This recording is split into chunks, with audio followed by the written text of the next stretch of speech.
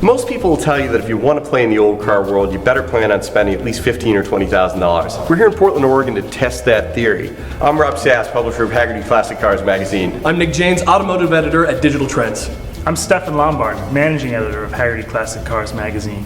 The classic car world is dominated by stories of Ferraris and Duesenbergs fetching millions of dollars at auction.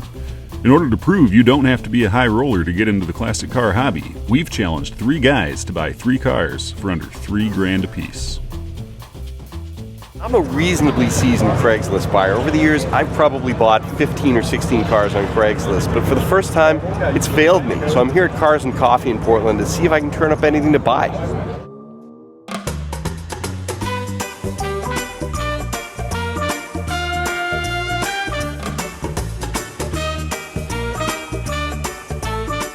Well, I'm kind of in a bind because Craigslist for the first time in my life turned out to be kind of a dry well, and I've got to find a car. And here's the kicker. First and foremost, it's got to be cheap. $3,000 is kind of the bogey here, and kind of no active rust, you know, no body panels that really kind of aren't matching color-wise, and you know, a non-exploded interior would be a really good thing. So, you see if we can find something interesting that maybe fits those. Want to go take a walk? Yeah, definitely. So you're probably looking for something nicer than this, right?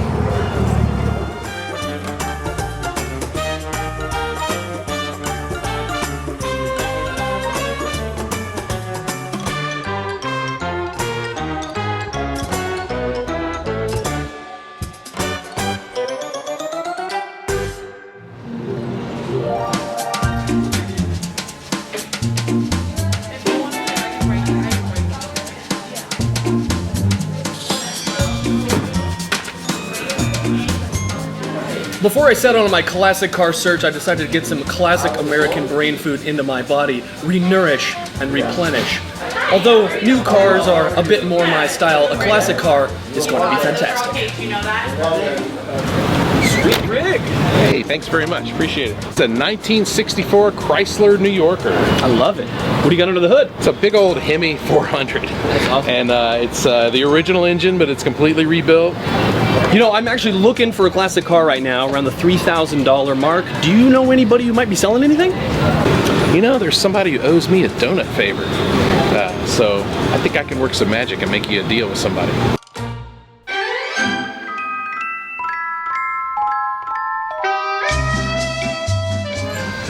Do you actually have any room for drinks? Yeah, I can make room. Okay, what would you like? Can I have a Bloody Mary, please? Coming up. I'll be right back. I've been in the classic car business for a while, and through Hagerty I have a lot of exposure to a lot of different cars at all price ranges, but I've never owned my own. And so I'm looking for something that I can enjoy. It's a little nerve-wracking because I haven't owned my own. I have 2 kids, so part of me wants to find something with 4 doors and a back seat that I could take them with, because they'd really enjoy it. Oh, Tiger Print. There it is. Needs a new engine. There it was.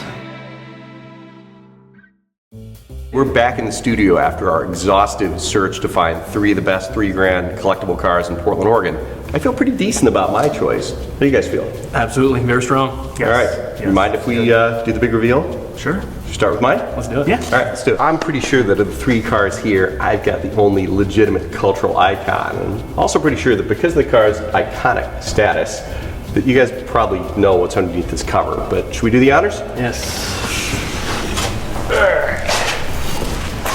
72 Volkswagen Beetle. Think small, baby. What do you think? Icon is a little generous. What's an overused? Okay, cliche. That's it. That's All right. the one. Well, at least my car had a prominent guest starring role in the greatest movie of all time.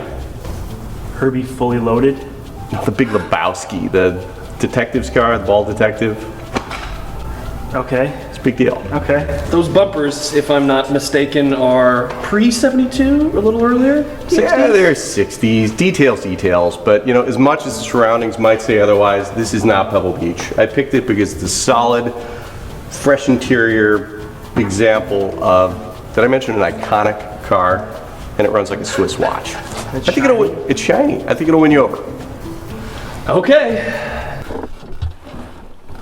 Okay, well. you doing there? Well, Nick, I definitely see the appeal of the Volkswagen Beetle because it's not like it's a polarizing car. No one hates Beetles. Right. Except me. Oh, really? Really? I do. I feel like, especially in this competition, that what you get for the money is like so inferior, and you're just paying for like the look. It's just like kitschy. The iconic status. Right. I mean, if you're wanting something that's a European car for similar money, with a similar sort of, X factor. I mean, I feel like the Italians, they're still. I mean, nobody really wants to buy a Fiat used. Sure. I mean, like, so they don't have the desire that these do, but they're so much cooler. But I guess if you're building a people's car, and the people just want to get from A to B, I guess you'd call it a success. Well, Rob, now I know what 45 horsepower drives like. Yes, you do. It's a solid little car, for sure. It's the door shuts with a plumb. Yeah, I mean, these things were always inexpensive, but never cheap. It really is well screwed together, even after all these years. It was fun. It has that sort of feeling you can't get in any other car, really for the money or the reliability. You know what I mean? And a $3,000 German car that's still running like this, is a steal in my book. I would not want to drive this across the country, but as an around the town city car, where you have tons of options for cheap transportation, this would be a really fun car to have. This is a fantastic car in no way, shape, or form, but I think we need to take a look at mine. I'll show you guys what a real $3,000 classic looks like. All right. Let's have a look. All right. Now we took a look at a German cliche. Now it's time to look at a real machine. You guys ready? Can't friggin' wait. All right. Let's see this, shall we? Let me present to you Goldie Hawn, my 1975 El Camino. You bought a Malaise era El Camacho. It's an A body, thank you very much. It's a big car. It is. Thank you. Chevy 350 V8 under the hood, 3-speed automatic rear-wheel drive. As you can see, beautiful two-tone paint. 160 horsepower. Yeah, give or take, yes. Yeah. It's got a power to weight ratio that's pretty much in line with my 45 horsepower Beetle. But dollar per pound of steel, got you beat there. I got you beat. You got me there, right? Dollar per pound, this thing's probably on par with like utility grade beef or government cheese. So props to you for that, Joe Dirt. But I think you guys should take it for a spin because in 75 they upgraded the suspension and it made it a little bit more of a cushy ride. Do I need to like take some Dramamine first? Stefan, they may have desmogged most of the horsepower out of the small block Chevy, but this thing's still got plenty of torque. Cars from this era get a bad rap because of all the restrictions that were placed on them, but how fast are you going to drive in an El Camino anyway? That's a really good point. The car runs really well though. It's got 94,000 miles on it. Yeah. Which is not a lot of miles. Yeah, and I noticed you can steer it with your pinky, so it's got that. Steer with your pinky. That classic General Motors, Saginaw power steering. It's like driving a sofa. Nice. With a pickup. In. It does. It looks like a booth at a like a tavern or something. It does. It's a Denny's booth. Let's face it. I mean, they're really cool. The Australians still make this type of vehicle. Yeah, the Holden Utes, and Ford I think makes a Ute. And they keep threatening to bring them over. It's probably never going to happen. But I think they're probably, you could probably name 4 or 5 iconic American cars that people really miss. And I guarantee you the El Camino would come up in that list. It's an often imitated car too. People make their own Caminos. All you really need is a Sawzall. With varying degrees of success. I've seen Corvette Aminos. I've seen Mercedes-Benz Aminos. Volvo Aminos. Yeah. I was looking in the glove box earlier. This car has, it has its owner's manual, has the original bill of sale with it. And You're kidding. You're kidding. For cars this cheap, you don't usually get that level of provenance. Find paperwork. Paperwork you usually find are like wadded up parking tickets. Well, you know what El Camino actually means in Spanish, right? I have no idea what it means. It just means the road. Oh, interesting. Yeah, go figure that one out. Nick, you mentioned the dollars per pound figure. I think we should talk about dollars per smile, because I could not get the grin off my face driving this car. The driving position in this car is as if GM wanted to get people's hands as far away from the wheel as possible. Like if Americans could just not have to drive anymore, just sit back and relax. And they're Not my problem. Not my problem. Yeah. No. Because you get your arm across the back of the other seat, you get it out the window, you're just cruising, buddy. It was like, it was like sitting in a BART lounger. I was totally thinking that if I leaned back, enough little footrest would pop up. Oh, yeah. So, I mean, I liked it. It's comfy. I mean, it is, you're right about the super cushy, floaty ride.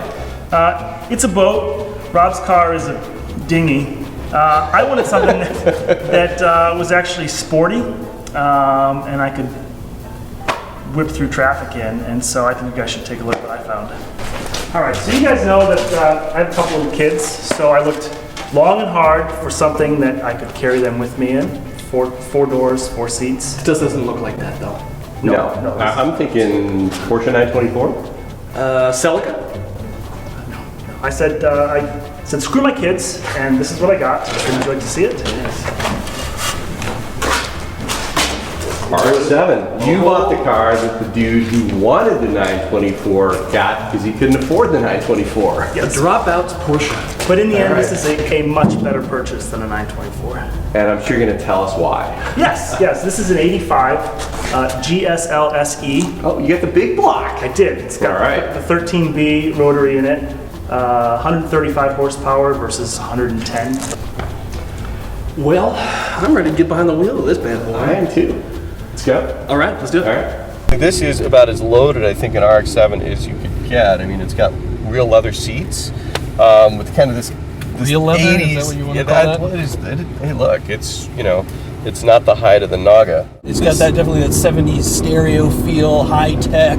Yeah. You could tell the Beetle was the least the Germans could do. This was the most the Japanese could do, and it held up. Yeah. How the synchros in the gearbox?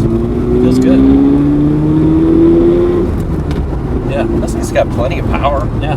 We were only at $4,000 there when I shifted. Okay, yes, the steering is a bit wonky here. Looks like you've got a good 2 inches of play in that. Yeah, I can do that without affecting really the wheels. I'm kind at of all. guessing that's not the way it was. So how do you like the steering and the whole feel? Well, here? the steering is kind of, all right, as you mentioned earlier, the steering's kind of theoretical. There's, a good 1.5 inches of play in it from the steering box that we talked about earlier, but it's not as bad as I thought it would be, quite honestly. There's a lot I really like about this. The gearbox is great. I mean, that's where you can sort of feel a little bit of the Miata DNA with just that really wonderful short throws, and the ratios are just right. I like it a lot. It's got oh man. But seriously, I think there will come a day when, the same level of enthusiasm you see around early 240Zs attaches to these cars. Because it really was kind of the spiritual successor of that car. Oh yeah. Well, I mean, I think this is he picked it up at the exact right moment in time where it's in that spot where you can afford it and it's not Yeah. either a hunk of junk or outrageously expensive. So what'd you think?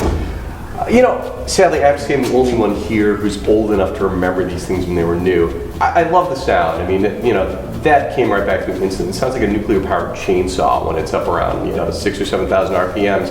His car made me want to cry. This mine made me want to just relax. Yours made me want to hit the open road. You know what I mean? It just, for a car though, it does have a few problems. As a used car, it's got some slop, as we said, in the steering here. For a car that's designed to be a cornering car, that's a bit scary. Yeah, it's got a rebuilt steering box somewhere in its future, I think. Yeah. So, 3 different cars. Yeah. And like life, there are winners and losers. And so we need to figure out where things stand.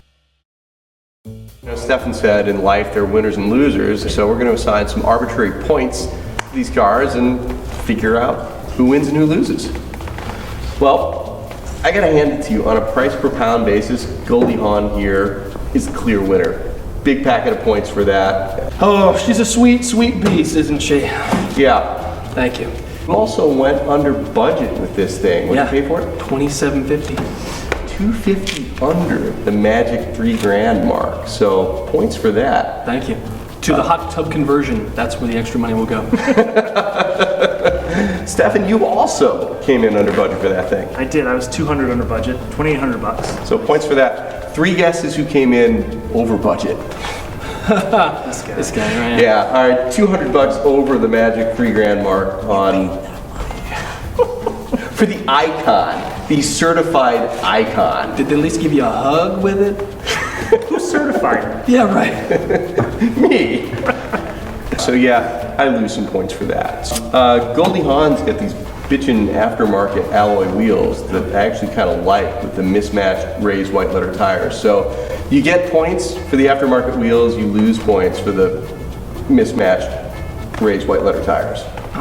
Sorry. My little RX-7 also has mismatched tires, so I will volunteer up points from that. Yeah, but I love the fact that at least this car has got, you know, mismatched raised white letter tires. You've got like 1 raised white letter tire per side on the RX-7, so you lose double points for that. Pure horsepower. I think we should get some pointage on that. Thank you. We'll take that one. Pure horsepower. Pure, raw, unbridled. And how many buttons are on your graphic equalizer? I think that's 32 points for me, 1 for every button. On the graphic equalizer? Yeah, I'll go with that. You good with that? Sure. All right, okay. All things considered though, guys, which one do you feel like you're most at home with? I think that should be the one that's big enough to actually be a home. Right. Yeah. Okay. You know, I think, and that's got to be your Malaise era El Camino. Will you stop putting it down like that? I'm not. Look, I'm a big fan of Malaise era. I seriously. I mean. He is of the Malaise era. I am. I was prepared to not like the El Camino based on whatever preconceived notions I had growing up in the Malaise era, I suppose. But there's an undeniable fun factor to this car.